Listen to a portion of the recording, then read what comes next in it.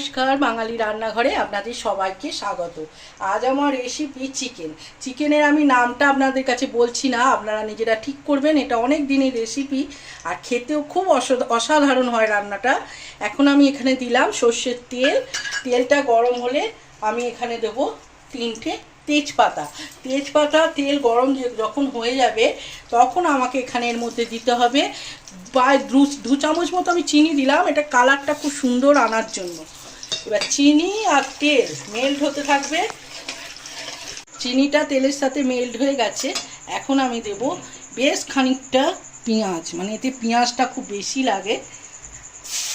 আমি এখানে 1 কেজি চিকেনের জন্য আমি এতটাই পেঁয়াজ দিলাম, তাও বড় বড় আমার 6খানা হবে পেঁয়াজ। হ্যাঁ, পেঁয়াজটা দিলাম।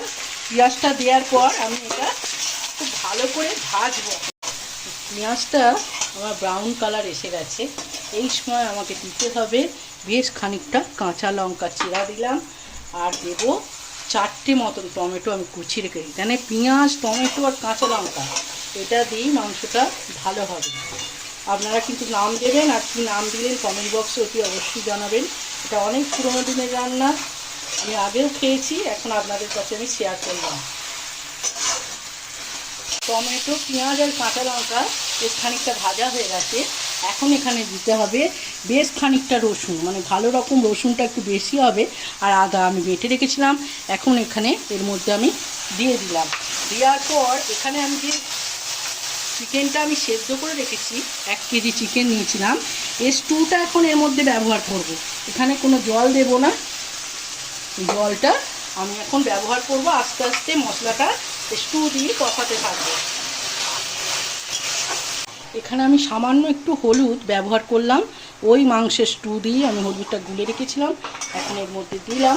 আর এখন এটা যেটা দিতে হবে, পুরো চিকেনটা আমি এখন এর মধ্যে দিয়ে দেবো। এখন স্টুটা একটু কমিয়ে নিলাম, যদি লাগে পরে আমি আবার দেব।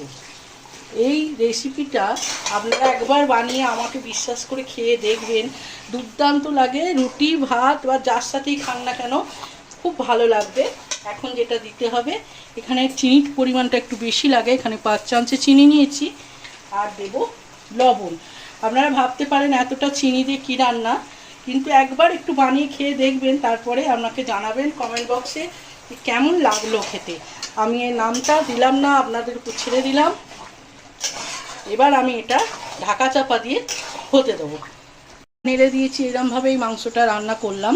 আর এখন যেটা দিতে হবে এই ধনেপাতা দিয়ে আমি